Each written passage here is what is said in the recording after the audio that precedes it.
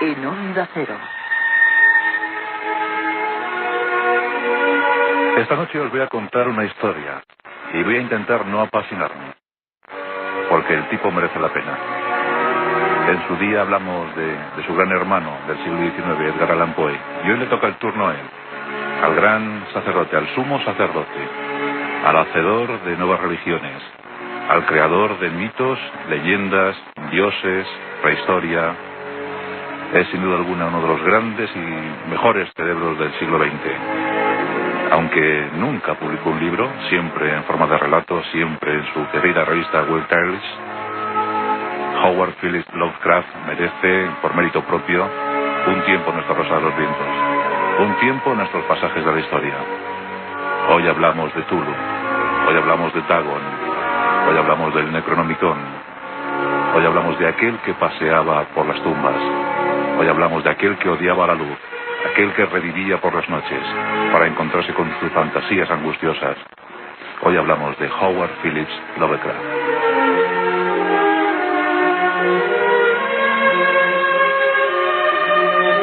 Porque hablar de Howard Phillips Lovecraft es hablar de la narración fantástica por excelencia.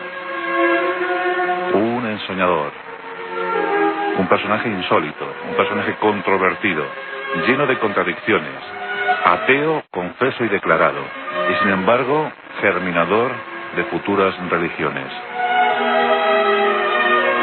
Gran hacedor también de pasiones, y de muchísimos seguidores que harían de Howard Phillips Lovecraft una leyenda. Algunos dicen que casi uno de sus propios monstruos.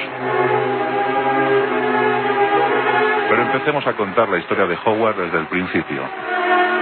20 de agosto de 1890. En el seno de una familia burguesa, una familia bien, de Providence, Rhode Island, antigua Nueva Inglaterra. Una familia bien, aunque eso sí, venida a menos, en el plano económico y también, ¿por qué no?, en el sentimental. Porque el padre de Howard, el nombre de Wilfrid Scott Lovecraft, era un viajante, un señor muy aburguesado, muy disciplinado, muy jerárquico, pero muy desapegado de su familia. Tampoco tuvo mucho tiempo el jovencito Howard para conocerle, porque entre sus viajes, sus idas, sus venidas, y que murió muy pronto, pues no tuvo esa figura paterna a su lado. Y eso sería fundamental para su historia. El padre de Howard murió en 1898, él tan solo tenía 8 años, y eso hizo que se aferrara fuertemente a las faldas de su madre, Sarah Susan Phillips, el personaje que sin duda alguna marcó la historia de Howard, el personaje que le frenó en sus ímpetus. Una madre dominante, posesiva, una madre trágica, altiva, altanera, presuntuosa, fría, rígida, poco estimulante. Una madre muy orgullosa de su pasado británico, pasado que inculcó al joven Howard Phillips.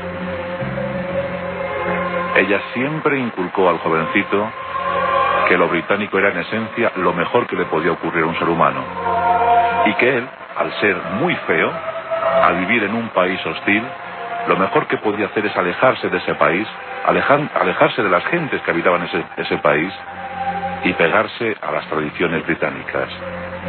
Y todas esas tradiciones las encarnaba ella, Sarah Susan. Y Howard Phillips creyó en ella, creyó en su madre, era lo único que podía hacer. Así tenemos a un joven frágil, enfermizo, medroso, que únicamente vivía para su madre, únicamente se movía, vivía según los dictados de Sarah Susan Phillips, y esa protección la ejerció durante toda su vida.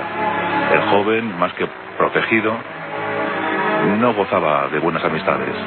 Los niños del barrio no querían jugar con él, huían de Howard Phillips Lovecraft, aunque cuentan algunos que le conocieron que también le vieron jugar, y cuando jugaba encarnaba personajes históricos y vivía y hacía vivir a sus amigos situaciones de leyenda. Aunque estos momentos, estos pasajes, estas escenas eran las menos en la infancia terrible de Howard Phillips Lovecraft. Cuentan de él que en sus primeros 30 años de vida, que curiosamente coinciden con lo que vivió al lado de su madre, En esos primeros 30 años de vida jamás pasó una noche fuera de su casa. Jamás visitó el mundo exterior. Todo giraba en torno a su ciudad natal, Providence. No le gustaba comer, no le gustaba pasear, no le gustaba hacer deporte. Vivía siempre metido en la vieja biblioteca de su abuelo materno. Allí se topó con los viejos mitos, con la mitología, con el panteón mitológico pagano. Dicen que en sus habitaciones Howard creaba santuarios dedicados al dios Apolo, a la diosa Atenea, incluso a Artemisa, y que adoraba secretamente a estos dioses paganos. Todo eso se lo cedía, se lo legaban los viejos libros de su abuelo. La fantasía de Howard iba creciendo. No quería comer porque tan solo le gustaba comer dulces y helados. Además, esta tradición la mantuvo a lo largo de toda su vida. Era curioso verle con 40 años degustar, saborear helados. También dicen que sus viejos odios empezaron a gestarse en la infancia. Por ejemplo, el odio que tenía al mar, la aversión que tenía hacia el mar. Muchos de sus monstruos, muchos de sus criaturas venían del mar, las más perversas. Esto dicen que fue a consecuencia de una grave intoxicación que contrajo al ingerir pescado en mal estado. Estuvo a punto de dar al traste con su vida, y de que desde entonces odió profundamente al mar. Ya veis que el mundo de Howard Phillips Lovecraft se reducía a las viejas estancias de su casa y a poca cosa más, y tuvo o casi se vio condenado a crecer entre mayores. Después del fallecimiento de su madre, vivió al lado de dos tías muy mayorcitas. Siempre amparado, siempre custodiado. Era alto, desgarbado, feo, muy feo. Los que le conocieron dicen de él que era feísimo, que tenía un mentón descomunal, una mandíbula descomunal y unos ojos de pez. Pero que algo de bondad afloraba en su mirada, sobre todo cuando se reunía con sus amigos. Con sus amigos, sí, el círculo Lovecraft, aquel que fue gestando a lo largo de su vida profesional, aquellos que entendieron el mensaje de Lovecraft, aquellos que se carteaban con él. El arte epistolar era uno de los favoritos de Lovecraft. ¿Por qué? Porque el arte epistolar era el rey en el siglo XVIII, el siglo predilecto de Howard Phillips Lovecraft. Él era muy reaccionario. No le gustaba nada eso del progreso. Pensaba que Estados Unidos era un país poco más o menos de animales, que permitía que llegaran inmigrantes de la vieja Europa, inmigrantes harapientos que ni siquiera hablaban en inglés, y que eso estaba sin duda alguna destrozando lo que debía ser Inglaterra todavía, porque él seguía pensando que Estados Unidos nunca debió obtener la independencia. Él, cuando habla de Estados Unidos, habla del cisma del 76. Ya sabéis que Estados Unidos empezó a pelear por su independencia en 1776. Pues Howard hablaba del cisma del 76. Él pensaba que Inglaterra era lo mejor que le podía pasar a un territorio, que Inglaterra fuera la metrópoli, que Londres fuera la metrópoli. Y eso lo mantuvo a lo largo de toda su existencia. Pero sigamos hablando del joven Howard. Ya sabéis que no tenía muchos amigos, pero debemos intuir que él sí quería relacionarse. No en vano puso a funcionar su fantasía, y cuando tenía 13 años, en el año 1903, organiza una especie de gabinete de detectives que se llamaban los detectives privados de Providence, que eso sí consigue hacerle ciertamente popular en el barrio. Hablan de él, pero pronto se cansa y se dedica de nuevo a la lectura. Se vuelve a encerrar en su vieja biblioteca. Él, como os he dicho, era ateo. Y decía algo curioso. Bueno, hay que decir que Howard Phillips Lovecraft tenía un alto concepto de sí mismo y siempre hablaba de él en tercera persona. Y decía muchas veces: Howard lee los cuentos de hadas. Howard lee los cuentos de las mil y una noches. Y le parecen tan sinceros y tan certeros como la Biblia. Le daba el mismo valor a los cuentos de hadas que a la Biblia. Aunque era ateo, todos sus exégetas están convencidos de que Howard Phillips Lovecraft estaba ansiando creer, quería creer. Pero algo le paralizaba, algo le imposibilitaba esa creencia. Por eso posiblemente creó su propia religión. Y esa religión estaba en el viejo reino de Tulu. A los 15 años escribió su primer relato, El monstruo de la cueva, la bestia de la cueva. Era el año 1905, pero todavía ni siquiera se había planteado la posibilidad de vivir de ello. Pero la pluma empezaba a escribir, y Edgar Allan Poe empezaba a acompañarle. Leía hasta la extenuación. Era un profundo admirador de Poe, pero también de los grandes autores de la literatura gótica. También siempre permanentemente fijado en el siglo XVIII. Como ya os he dicho, era su siglo favorito. Pero el siglo XX estaba ahí. El siglo XX se movía, el siglo XX era el desarrollo, era el avance, y él estaba francamente horrorizado. Todo lo que estaba ocurriendo le superaba. ¿Por qué no volver atrás? ¿Por qué no recuperar la esencia? ¿Por qué, Dios mío, no volver a ser británicos? Se entregó por completo al estudio de su tierra, aunque en principio era un gran narrador fantástico. Dicen también sus críticos que poco a poco se fue convirtiendo en un escritor realista, muy realista. Esto cuando lo dijeron los críticos, los otros críticos, los que se aferraban a la hipótesis fantasiosa, decían que no era posible, pero los realistas decían que sí, que nadie como él había contado cómo era la raíz de su vieja tierra de Nueva Inglaterra. De hecho, era un buen historiador de Nueva Inglaterra, un buen economista de Nueva Inglaterra, lo sabía todo sobre Nueva Inglaterra. Y siempre Providence al fondo, el escenario natural.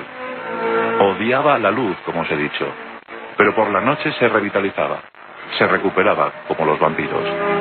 Y por la noche escribía, leía, paseaba, esperaba que la humanidad se durmiera, esperaba a que los seres humanos se escondieran en sus guaridas para salir a pasear, y entonces le acompañaba la noche, y entonces se acercaba a los cementerios, y entonces pululaba por los mismos. Y aunque parecía esto dar a entender que tenía un carácter extraño, no lo era ni mucho menos. Podemos encontrar que incluso era educado, era exquisito, con alto concepto de lo que debía ser una familia bien.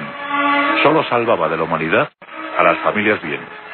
Las familias que, por supuesto, habían recibido una educación aristocrática. Educación a la inglesa. Era un profundo admirador de la raza nórdica. Y esto le marcaría en un futuro. Porque Howard Phillips Lovecraft, y esto hay que decirlo, simpatizó con los movimientos fascistas. Sería en el final de su vida, aunque él era un profundo y convencido pacifista, pero desconfiaba del género humano. Él pensaba que el ser humano vivía y necesitaba el conflicto permanente, que la guerra era innata al ser humano y que siempre nos acompañaría y que por eso acabaríamos como especie. Howard Phillips Lovecraft, 1917, con 27 años, publica su gran relato Dagon. Su primer gran relato. Ya os he dicho que él nunca publicó un libro, pero sí muchísimos relatos estupendos, en revistas del género, claro. Pues imaginad a un Howard Phillips Lovecraft del día, de hoy en día, publicando en Más Allá, en Enigmas, en Año Cero. Y ese fue su primer gran relato. Pero llegarían otros. Y ya lo creo. Los años 20 iban a ser estupendos. Pero un año terrible para él, el 21. En este año, apenas había cumplido los 31 años, muere su madre, Sarah Susan Phillips. Y esto hace entrar a Howard en una profunda depresión. Hay quien dice que pensó en el suicidio, pero también hay quien dice que su forma y manera de gozar estéticamente de la vida impidió ese suicidio. ¿Cómo gozaba Howard Phillips Lovecraft? Gozaba con la arquitectura. Hombre, preferiblemente arquitectura antigua. Gozaba con las formas insospechadas que adquirían las nubes. Gozaba con la madrugada, con la noche. Y gozaba sobre todo imaginando. Eso le evitó pensar en causas tremendas. Murió su madre y también disminuyó el presupuesto familiar. Howard Phillips Lovecraft estaba arruinado. Poco tenía, pero sí tenía mucho que dar a la literatura. Y por eso se decidió por la literatura. Quería vivir de la literatura. Era lo único que le movía, su único afán profesional.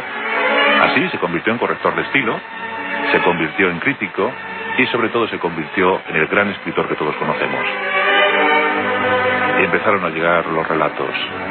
Weird Tales, la revista que acogió esos relatos. Y lo más sorprendente, aunque pasó desapercibido para el gran público, claro, como todos los genios, sí que hubo un pequeño grupúsculo que se empezó a gestar, lo que se llamaría posteriormente el Círculo Lovecraft. Un grupo de jóvenes, de adolescentes, de escritores noveles, que empezaron a fijarse en la obra de Lovecraft, en esa obra que llegaba en esas revistas casi restringidas al gran público, y empezaron a enviarle cartas. Y sorprendentemente Lovecraft empezó a contestarlas. Muchos escribían a Lovecraft y él contestaba a todos. Y en esas cartas se podía atisbar la inteligencia de Lovecraft, un tipo resuelto, eficaz, muy culto, profundamente culto, incluso dicen de él que con gran sentido del humor. Muchas veces él terminaba su epístola con la firma El Sumo Sacerdote. Otras veces H. Bill L., que sería más o menos la traducción fonética del inglés de H. P. Lovecraft. El Sumo Sacerdote posiblemente ya había gestado una religión, su propia religión, y estaba empezando a encontrar sus primeros discípulos, los que conformarían el Círculo Lovecraft. Incluso empezó a cambiarles el nombre. Le enviaban la carta, se daban a conocer, y él, cuando se la devolvía, ya les había puesto nombre, les había bautizado. Un nombre siempre espectacular, con reminiscencias del pasado o reminiscencias atribuidas a sus viejos mitos. Y se empezó a gestar la leyenda. Se empezó a crear la leyenda en torno a Howard Phillips Lovecraft. En los años 20 llegaron sus mejores relatos, aquellos que se agruparon bajo la llamada de Tulu. Un viejo reino dominado por dioses prehistóricos que movían a los seres humanos a su voluntad. Una de sus grandes obras, El Ceremonial, del año 1923. Aquí ya tenemos referencias a Nueva Inglaterra, referencias a Providence, porque todo giraba en torno a Providence. Y en el año 24, en el año 1924, parece imposible, pero llega el amor para Howard. También hubo amor para Howard. Tenía 34 años. Y conoció, no precisamente a una jovencita, ¿no? Conoció a una persona que trabajaba en la Asociación Amateur de Escritores, cuyo nombre era Sonia Green. Tenía 44 años, es decir, 10 años más que él, pero el dato era muy esperanzador. Se parecía enormemente en cuanto a belleza y en cuanto a carácter a su madre, a la madre que había perdido 3 años atrás. Esto fue casi un matrimonio edípico, ¿verdad? Un matrimonio de Edipo. Sí, se casó con la señora Green, se casó con Sonia Green. Y se fueron a vivir a Brooklyn, nada más y nada menos. Imaginó la situación, Howard viajando, esto es tremendo. Y viajó a Brooklyn. Pero aquí hay un dato a tener en cuenta. Howard Phillips Lovecraft tenía también sus terrores internos. Y lo que más horrorizaba a Howard no era comer carne, no. Era el sexo. Le tenía un miedo atroz a la práctica del sexo. No soportaba hacer el amor. Claro, Sonia Green tampoco estaba para perder el tiempo. Y 2 años después se separaron. Ella dijo que por situación económica, la verdad es que la situación de Howard Phillips Lovecraft nunca fue boyante. Siempre estuvo más a las duras que a las maduras. Pero claro, sabiendo lo del sexo, es que hubo de todo, claro. En 1926 se separaron y en el 29 ya pidieron definitivamente el divorcio. Pero a todo esto, el potencial imaginativo de Lovecraft seguía creciendo. Él, desde luego, regresó a Providence. Allí pasaría ya sus últimos años. Siguió escribiendo. Qué relatos tan fantásticos los de Lovecraft. Los relatos de Ultar. El color que cae del cielo. La llamada de las montañas. Bueno. En fin, que hay relatos que es mejor leer. Por cierto, el próximo lunes tendremos el Dagón. Lovecraft continuó y llegaron esas manías fascistoides. En una ocasión se le vio pasear por Nueva York, en uno de sus pocos viajes a Nueva York. Iba casi agarrotado, caminando por el centro de la calzada. Estaba aterrorizado ante la visión de unos inmigrantes italianos. Dicen que muchas creaciones suyas, creaciones monstruosas, claro, se basaron en la visión de aquellos inmigrantes. Pensaba que eran zarapastrosos, que ni siquiera hablaban en inglés, que estaban llenos de heridas, mal vestidos, y que eran el fin, casi el fin, o el principio del fin de la especie humana. Howard Phillips Lovecraft, lleno de fantasmas, lleno de miedos. Y llegó el año 37, en marzo de 1937, víctima de un cáncer intestinal complicado con una afección renal. Llegaba la hora para Howard Phillips Lovecraft y murió. Murió sin decir palabra. Angustiado, pero por dentro, siempre por dentro. Por fuera era otra cosa. Y llegaron sus seguidores, que eran legión por entonces, y empezaron a crear una leyenda en torno a él. Y empezaron a hablar de aquel que paseaba por los cementerios, aquel que transitaba por las tumbas. Y empezaron a incrementar la leyenda de Tulu, la leyenda de los mitos. Y crearon editoriales. Arkham House es un ejemplo, una de las ciudades de Tulu. Bueno, pues todo eso fue creciendo, y hoy en día Howard Phillips Lovecraft, idealizado al máximo. Todos yo creo que creen de alguna manera en Howard Phillips Lovecraft, de tal guisa que os voy a contar una historia que posiblemente os va a llamar la atención. Y es que todavía muchos siguen creyendo que el Necronomicon es un libro auténtico, un libro verdadero, y no es nada más que una creación del propio Howard Phillips Lovecraft. Él firmaba con un seudónimo también, utilizaba muchos, pero uno de ellos era Abdul de la Red. Abdul de la Red. En principio debía ser el autor, un árabe imaginario, el autor del Necronomicon.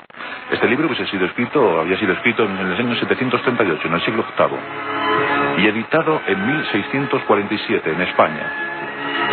El Necronomicon era el libro maldito, la enciclopedia del mal, donde se albergaban todos los conocimientos negros de la humanidad. Este Necronomicon aparecía con mucha frecuencia en los relatos de Lovecraft, y aparecía con tal insistencia, con tal complejidad de datos, con tanta bibliografía, que la gente empezó a pensar que el Necronomicon era un libro auténtico, un libro verdadero. Incluso llegaron a aparecer ediciones del Necronomicon. Todos pensaban que el libro estaba circulando, que era simplemente que Howard Phillips Lovecraft nunca quiso dar a conocer ese libro, que él era poseedor de los secretos. Él era un gran aficionado tanto a la astronomía como a las ciencias ocultas, además de la literatura gótica, claro está. Pero todos, o muchos, pensaban que el Necronomicon existía. Incluso hubo anuncios en los periódicos de la época anunciando la existencia del libro y que lo podían encontrar en tal o cual librería, en tal o cual biblioteca. Muchos seguidores de Lovecraft incluso llegaron a bromear en bibliotecas poniendo en las fichas, insertando en ficheros de universidad, la existencia del libro. Y hoy en día muchos parapsicólogos o presuntos parapsicólogos dicen que han leído el Necronomicon, que han accedido a él, que poseen el secreto. Nada más lejos de la realidad. La única realidad es la que impuso H.P. Lovecraft. Pero fijaos la fuerza del mito, la fuerza de la leyenda. ¿Cuántas veces habremos escuchado hablar acerca del Necronomicon y de los secretos que albergaba? Lo que nos entregó Abdul de la Red.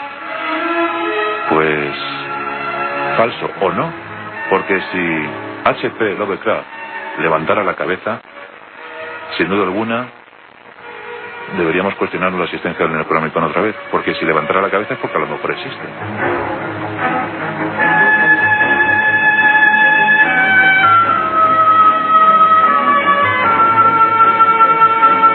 Y mientras esperamos la resurrección de H.P. Lovecraft, de H.P.L., del maestro de ceremonias, de Abdul de la Red, mientras esperamos esa resurrección, pues ya estamos en el lunes y vamos a recuperar ese relato que interpretó maravillosamente bien Raquel Martos, dando vida al primer gran éxito de Howard Phillips Lovecraft.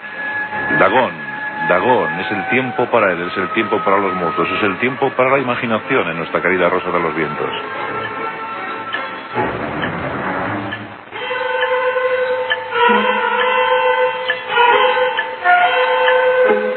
Escribo esto bajo una fuerte tensión mental, ya que cuando llegue la noche, habré dejado de existir, sin dinero y agotada mi provisión de droga, que es lo único que me hace tolerable la vida. No puedo seguir soportando más esta tortura. Me arrojaré desde esta ventana de la buhardilla a la sórdida calle de abajo. Pese a mi esclavitud a la morfina, no me considero un débil, ni un degenerado. Cuando hayáis leído estas páginas, atropelladamente garabateadas, quizá os hagáis idea, aunque no del todo, de por qué tengo que buscar el olvido o la muerte. Fue en una de las zonas más abiertas y menos frecuentadas del anchuroso Pacífico, donde el paquebote en el que iba yo de sobrecargo cayó apresado por un corsario alemán. La Gran Guerra estaba entonces en sus comienzos y las fuerzas oceánicas de los hunos aún no se habían hundido en su degradación posterior. Así que nuestro buque fue capturado ilegalmente y nuestra tripulación, tratada con toda la deferencia y consideración debidas a unos prisioneros navales. En efecto, tan liberal era la disciplina de nuestros apresores que 5 días más tarde conseguí escaparme en un pequeño bote con agua y provisiones para bastante tiempo. Cuando al fin me encontré libre y a la deriva, tenía muy poca idea de cuál era mi situación. Navegante poco experto, solo sabía calcular de manera muy vaga, por el sol y las estrellas, que estaba algo al sur del Ecuador. No sabía en absoluto en qué longitud y no se divisaba isla ni costa alguna. El tiempo se mantenía bueno y durante incontables días navegué sin rumbo bajo un sol abrasador, con la esperanza de que pasara algún barco o que me arrojaran las olas a alguna región habitable. Pero no aparecían ni barcos ni tierra y empecé a desesperar en mi soledad, en medio de aquella ondulante e ininterrumpida inmensidad azul. El cambio ocurrió mientras dormía. Nunca llegaré a conocer los pormenores, porque mi sueño, aunque poblado de pesadillas, fue ininterrumpido. Cuando desperté finalmente, descubrí que me encontraba medio succionado en una especie de lodazal viscoso y negruzco que se extendía a mi alrededor, con monótonas ondulaciones hasta donde alcanzaba la vista y en el cual se había adentrado mi bote cierto trecho. Aunque cabe suponer que mi primera reacción fuera de perplejidad ante una transformación del paisaje tan prodigiosa e inesperada, en realidad sentí más horror que asombro, pues había en la atmósfera y en la superficie putrefacta una calidad siniestra que me heló el corazón. La zona estaba corrompida de peces descompuestos y otros animales menos identificables que se veían emerger en el cieno de la interminable llanura. Quizá no deba esperar transmitir con meras palabras la indecible repugnancia que puede reinar en el absoluto silencio y la estéril inmensidad. Nada alcanzaba a oírse. Nada había a la vista, salvo una vasta extensión de légamo negruzco.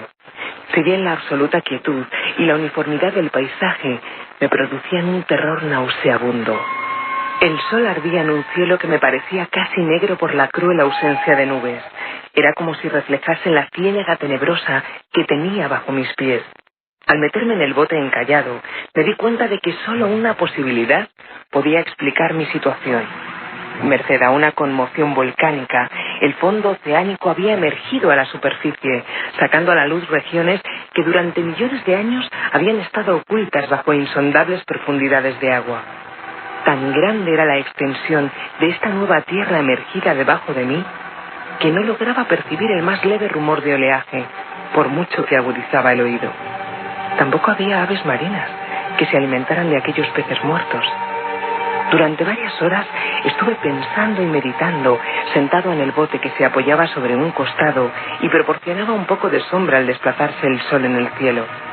A medida que el día avanzaba, el suelo iba perdiendo pegajosidad, por lo que en poco tiempo estaría bastante seco para poderlo recorrer fácilmente.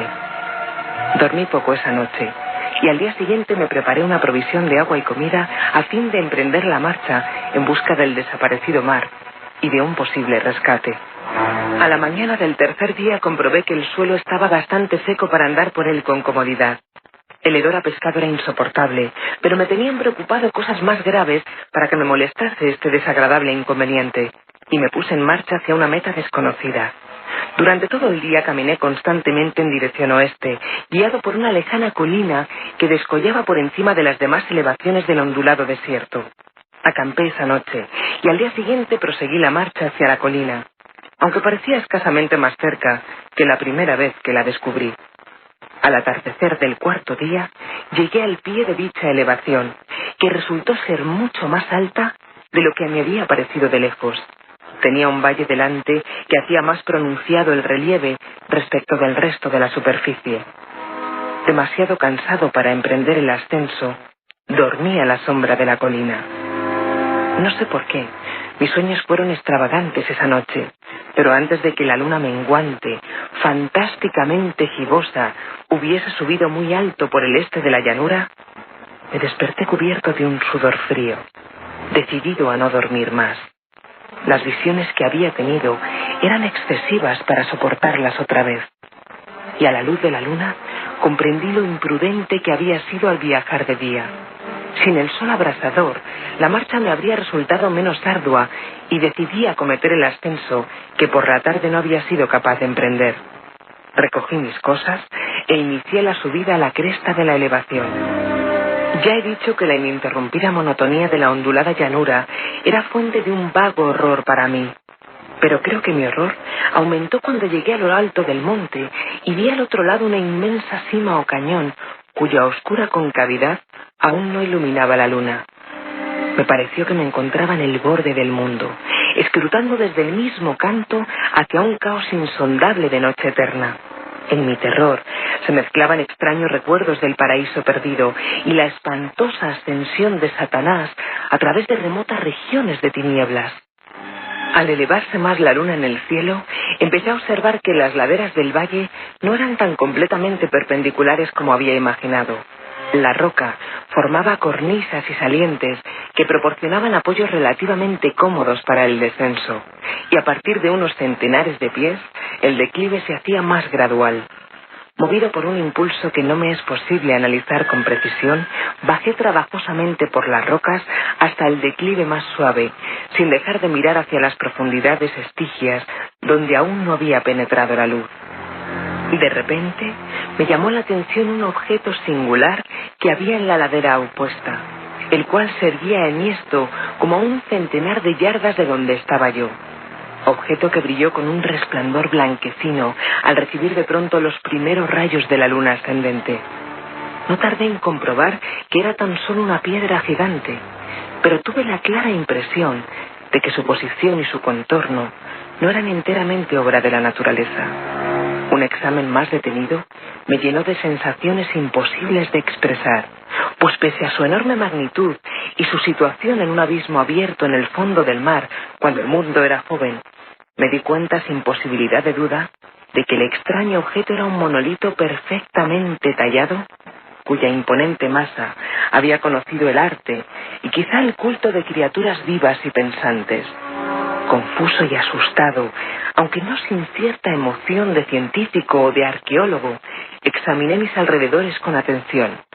La luna, ahora casi en su cenit, asomaba espectral y vívida por encima de los gigantescos peldaños que rodeaban el abismo, y reveló un ancho curso de agua que discurría por el fondo formando meandros, perdiéndose en ambas direcciones y casi lamiéndome los pies donde me había detenido. Al otro lado del abismo, las pequeñas olas bañaban la base del ciclópeo monolito, en cuya superficie podía distinguir ahora inscripciones y toscos relieves.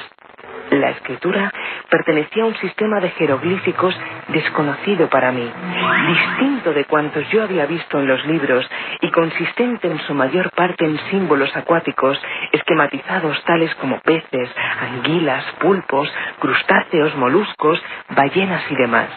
Algunos de los caracteres representaban evidentemente seres marinos desconocidos para el mundo moderno, pero cuyos cuerpos en descomposición había visto yo en la llanura surgida del océano.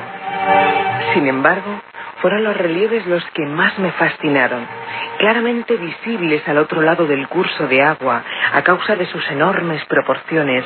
Había una serie de bajorrelieves cuyos temas habrían despertado la envidia de un doré.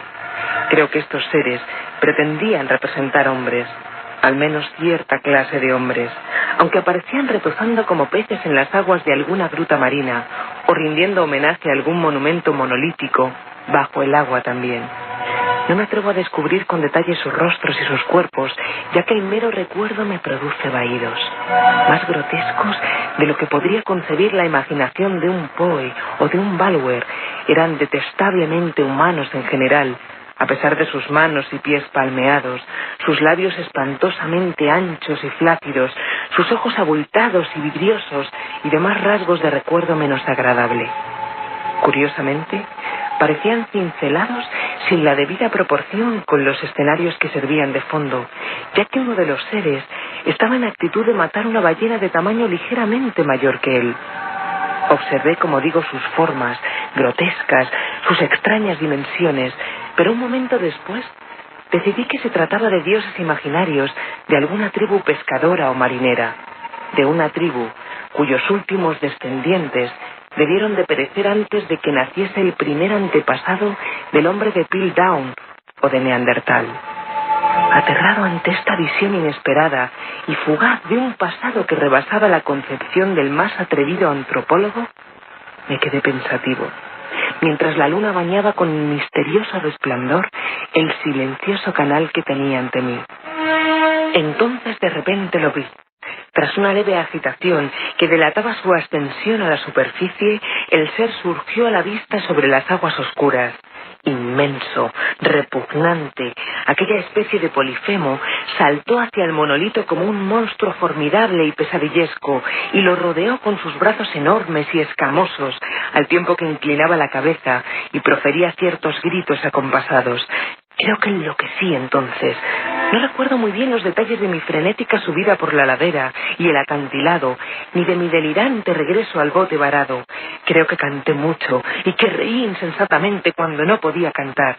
Tengo el vago recuerdo de una tormenta, poco después de llegar al bote. En todo caso, sé que oí el estampido de los truenos y demás ruidos que la naturaleza profiere en sus momentos de mayor irritación. Cuando salí de las sombras, estaba en un hospital de San Francisco. Me había llevado allí el capitán del barco americano que había recogido mi bote en medio del océano. Hablé de muchas cosas en mis delirios, pero averigüé que nadie había hecho caso de mis palabras. Los que me habían rescatado no sabían nada sobre la aparición de una zona de fondo oceánico en medio del Pacífico, y no juzgué necesario insistir en algo que sabía que no iban a creer. Un día fui a ver a un famoso etnólogo y le divertí haciéndole extrañas preguntas sobre la antigua leyenda filistea en torno a Dagón, el dios pez. Pero enseguida me di cuenta de que era un hombre irremediablemente convencional y dejé de preguntar. Es de noche, especialmente cuando la luna se vuelve gibosa y menguante, cuando veo a ese ser. He intentado olvidarlo con la morfina, pero la droga solo me proporciona una cesación transitoria y me ha atrapado en sus garras, convirtiéndome irremisiblemente en su esclavo. Así que voy a poner fin a todo esto. Ahora que he contado lo ocurrido para información o diversión desdeñosa de mis semejantes. Muchas veces me pregunto si no será una fantasmagoría, un producto de la fiebre que sufrí en el bote a causa de la insolación cuando escapé del barco de guerra alemán. Me lo pregunto muchas veces, pero siempre se me aparece en respuesta una visión monstruosamente vívida. No puedo pensar en las profundidades del mar sin estremecerme ante las espantosas entidades que quizá en este instante se arrastran y se agitan en su lecho fangoso, adorando a sus antiguos ídolos de piedra y esculpiendo sus propias imágenes detestables en obeliscos submarinos de mojado granito. Pienso en el día que emerjan de las olas y se lleven entre sus garras de vapor humeantes a los endebles restos de una humanidad exhausta por la guerra, en el día en que se hunda la tierra y emerja al fondo del océano en medio del universal pandemonium. Se acerca el fin. Oigo ruido en la puerta, como si forcejeara en ella un cuerpo inmenso y resbaladizo. No me encontrará. Dios mío, esa mano, la ventana. La ventana.